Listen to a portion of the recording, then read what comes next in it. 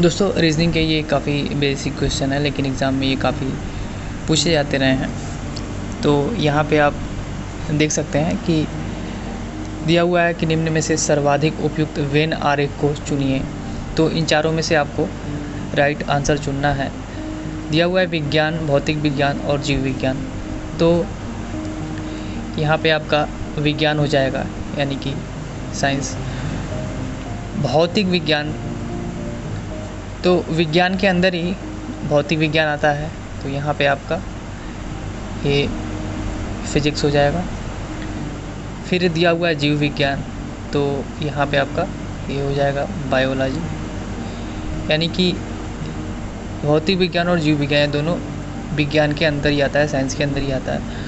तो आपका जो राइट आंसर होगा वो डी आपका राइट आंसर हो जाएगा। इसी पे एक और क्वेश्चन देखेंगे। दिया हुआ है कि वर्गों के लिए सर्वश्रेष्ठ उपयुक्त वेन आरेख चुने। तो यहाँ पे कैमरा दिया हुआ है, मेज है और फर्नीचर है। तो यहाँ पे फर्नीचर की बात कर रहा है, कि आपका फर्नीचर हो जाएगा, ठीक है। फिर मेज की बात किया है, तो फर्नीचर के अंतर्गत ही आपका टेबल आता है, तो इसके अंदर यहाँ पे आपका टेबल हो गया। कैमरा, तो कैमरा का कोई संबंध नहीं है फर्नीचर और टेबल से, तो कैमरा आपका अलग हो जाएगा। तो यहाँ पे आपका जो राइट आंसर होगा वो आपका ऑप्शन नंबर सी आपका राइट आंसर हो जाएगा, क्योंकि फर्नीचर के अंतर्गत ही मेज आता है और कैमरा का कोई संबंध नहीं है, तो कैमरा आपका अलग हो जाएगा। राइट आंसर आपका ऑप्शन नंबर सी। आगे देखेंगे क्या पूछ रहा है। श्याम पश्चिम की ओर सम्मुख है, वह पहले दाईं ओर फिर बाईं ओर मुड़ जाता है, अब वह किस दिशा की ओर जा रहा है। तो यहाँ पे सबसे पहले आप बना लेंगे, ये आपका नॉर्थ हो गया, ये आपका साउथ हो गया, ये आपका वेस्ट हो गया और ये आपका ईस्ट हो गया, ठीक है। उत्तर, दक्षिण, पूरब और पश्चिम, ठीक है। अब ये क्या कह रहा है कि पश्चिम की ओर सम्मुख है, यानी कि वो इस तरफ वो सम्मुख है। वह पहले दाईं ओर, यानी कि राइट साइड, ये इसका राइट साइड हो गया, राइट साइड मुड़ता है और फिर बाईं ओर मुड़ता है, यानी कि फिर वो इस साइड मुड़ जाता है। अब वो किस दिशा की ओर सम्मुख है, तो इस डायरेक्शन में कौन सी दिशा आपकी पड़ रही है, तो आपका राइट आंसर हो जाएगा वेस्ट, यानी कि ये पश्चिम की तरफ जा रहा है। राइट आंसर आपका ऑप्शन नंबर डी। आगे देखेंगे मिसिंग नंबर से, ये क्वेश्चन मैंने उठाया है, मिसिंग नंबर टर्म और आपका, तो ये मिसिंग नंबर टर्म फिगर और लेटर से ये क्वेश्चन जो है कि मैंने उठाया है। यहाँ पे आप देख सकते हैं कि नीचे दी गई श्रृंखला के अनुसार अगली संख्या ज्ञात करें। तो अगली संख्या आपसे पूछ रहा है क्या होगी। तो यहाँ पे आप ध्यान से देखेंगे तो 26 के बाद 3 प्लस हुआ है, तो यहाँ पे आप देख सकते हैं कि 26 3 29।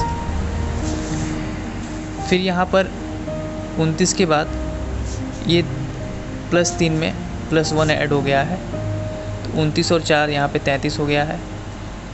फिर 33 के बाद आप देखेंगे कि 4 में +1 हो गया है, तो यहाँ पर ये 33 और 5 38 हो गया है। फिर 38 के बाद आप देखेंगे कि 5 में +1 और हो गया है, यानी कि 38 और 6 44। तो आपका जो राइट आंसर होगा वो आपका ऑप्शन नंबर सी आपका राइट आंसर हो जाएगा। आगे देखेंगे, देखिए क्या पूछ रहा है। दिए गए वेन आरेख में कौन सा स्थान उन लोगों का प्रतिनिधित्व कर रहा है जो कबड्डी के साथ साथ फुटबॉल खेलते हैं और उनका जो सभी 3 खेल खेलते हैं। तो यहाँ पे आप अगर ध्यान से देखेंगे तो ये जो सेक्शन है ये आपका पूरा का पूरा फुटबॉल है, ठीक है। PQSV ये आपका पूरा का पूरा फुटबॉल में आ रहा है। कबड्डी में जाएंगे तो कबड्डी में ये सेक्शन आ रहा है। तो यहाँ पे अगर आप ध्यान से देख रहे हैं तो क्या पूछ रहा है, जो कबड्डी के साथ साथ फुटबॉल खेलते हैं। तो यहाँ पे आप देखेंगे कबड्डी के साथ साथ फुटबॉल खेलते हैं। तो कबड्डी में आपका कौन सा है, देखिए यहाँ पे Q, और Q जो है वो फुटबॉल में भी है, तो Q हो जाएगा, ठीक है, जो कबड्डी के साथ साथ फुटबॉल खेलते हैं। आगे पूछ रहा है उनका और उनका जो सभी 3 खेल खेलते हैं, ठीक है। तो जो तीनों खेल खेल रहे हैं यानी क्रिकेट, फुटबॉल और कबड्डी, आर तो होगा नहीं, आर यहाँ पे देखिए आर एकदम अलग है। क्यू सिर्फ फुटबॉल और कबड्डी के अंतर्गत आ रहा है। यहाँ पे जो ऑप्शन टी है वो भी अलग है, क्योंकि ये जो सेक्शन है फुटबॉल वाला वो इससे अलग हो जा रहा है। तो एस जो है वो तीनों में आ रहा है, ठीक है। तो यहाँ पर Q+S हो जाएगा, यानी कि जो आपका ऑप्शन होगा वो सी आपका राइट आंसर हो जाएगा। ये देखिए ALP में पूछा गया है, ALP और टेक्नीशियन में 2018